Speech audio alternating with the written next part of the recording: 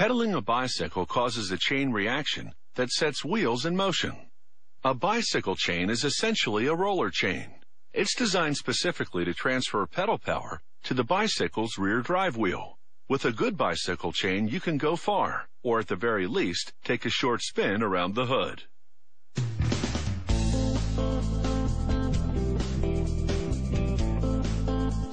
The chain is the driving force in a bicycle's transmission system.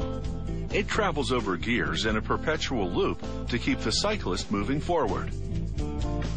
Actions like shifting gears or braking will regularly put this critical mechanism to the test.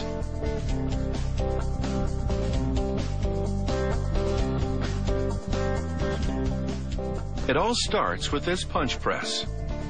It cuts and presses steel into the shape of the chain's inner links, which looks a lot like a figure 8.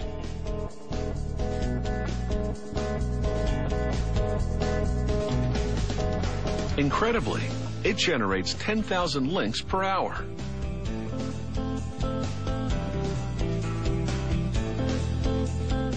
Each of these figure 8 links has been made to interconnect, and their contours allow them to travel easily across the bike's gear sprockets.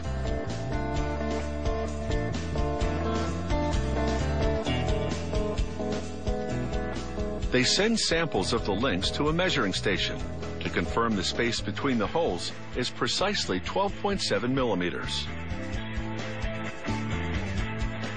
The tester also gauges the diameter of the holes, which must be accurate to within a fraction of a millimeter. Then the links bake in an oven at more than 1,500 degrees Fahrenheit.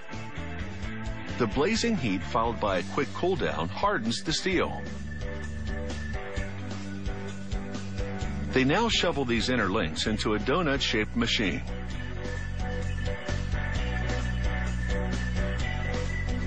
They add ceramic and silica powders and pour in a small amount of water. They then screw the lid on this machine.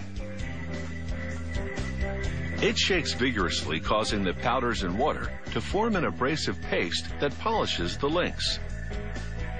They load the polished inner links into a metal basket and shut the door. Machinery plunges the basket into a series of chemical baths to give these inner links a nickel Teflon veneer. The nickel Teflon surface will resist corrosion, and its smooth texture will allow the chain to travel easily over gear sprockets. The bike chain's outer links get a different kind of finish.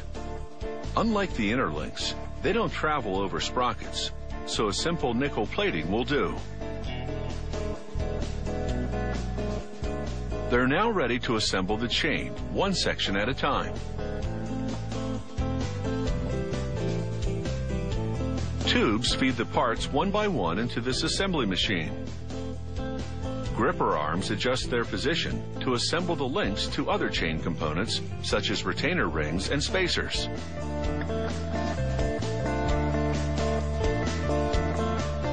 The machinery presses pins into the links' holes to secure the assembly. Then grippers move the completed section of chain down the line. It takes a whole lot of little pieces to build one short section of bicycle chain. The sections are linked together in one long chain, which now winds by an inspection station to be examined for flaws. After that, the chain takes a dip in hot oil, which lubricates the links to prevent squeakiness and wear down the road. The chain exits the lubricating station and travels by wads of absorbent material, which soaks up the excess grease. A laser tool then signals the location where the chain is to be cut, and a blade chops it at the exact spot. A standard bike chain is just over 56 inches in length. It consists of 114 inner links and 114 external ones. So it's got what it takes